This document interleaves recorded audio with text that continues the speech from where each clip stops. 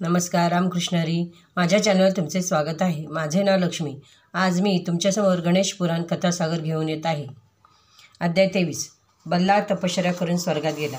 विश्वामित्राने ही कथा भीमराजाला सांगितली. तेव्हा भीमराजा म्हणाला, ऋषीवर्य, दक्षाची कथा मी ऐकली, पण कल्याण वाण्याचं पुढे काय झालं ते सांगा. तेव्हा विश्वामित्र म्हणाले, बल्लाळाने शाप दिल्यानंतर इकडे घरी कल्याण एकदम बधीर झाला. त्याला काही बोलताच येईना. हळूहळू त्याच्या अंगाला छिद्रे पडून त्यातून रक्त वाहू लागले. कल्याणची ही अवस्था पाहून इंदुमती घाबरली. तितक्यात तिला समजले की बल्लाळा जंगलात बांधून ठेवले आहे. म्हणून ती शेजारच्या 2-4 बायकांना घेऊन जंगलात गेली. तिथे तिला सुंदर मंदिर दिसले. त्या मंदिरात श्री गणेशाची छोटीशी मूर्ती होती. त्या मूर्तीची पूजा बल्लाळ करत होता. ते पाहून ती म्हणाली, लोक मला उगीचच खोटं सांगत होते. बल्लाळा बांधून ठेवले आहे म्हणून, नाही तर मी माझ्या पतीची सेवा करायची सोडून इकडे आलेच नसते. माझा बल्लाळ कसा मनापासून पूजा करत बसलाय. असे म्हणून तिने त्याला कडकडून मिठी मारली. त्याला म्हणाली, बल्लाळ, घरी चल. तुझ्या वडिलांना अचानक काहीतरी झालं आहे रे. तू तरी बघ त्यांना काय झाले ते. चल बाळ, आपण घरी जाऊ. त्यावर बल्लाळ म्हणाला, कोणते घर, कुणाचे वडील? मला कोणी आई वडील वगैरे कोणीच नाही. माझे माता पिता सर्व काही गजानन आहेत. मी घरी येणार नाही.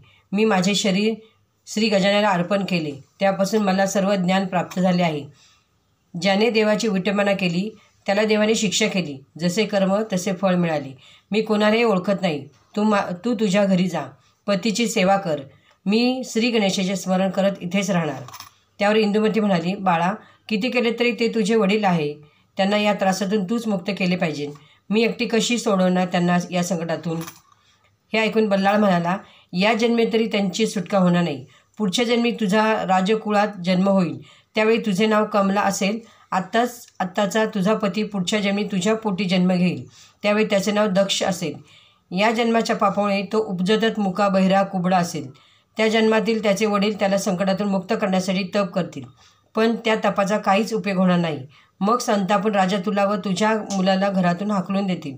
नंतर एका ब्राह्मणाच्या अंगावरून जाणाऱ्या वाऱ्याच्या स्पर्शाने तो बरा होईल आणि मग तुम्हा दोघांना लवकरच श्री गजाननचे दर्शन होईल. बल्लाळची वाणी ऐकून तिलाही आनंद झाला आणि तो सोडून जाणार म्हणून वाईटही वाटले. जड अंतकरणाने ती घरी गेली. इकडे बल्लाळला आकाशातून विमान न्यायला आले. विमानात बसून तो स्वर्गलोकात गेला. रामकृष्ण हरी. तुम्हाला हा व्हिडिओ आवडल्यास लाईक करा, शेअर करा. रामकृष्ण हरी. धन्यवाद.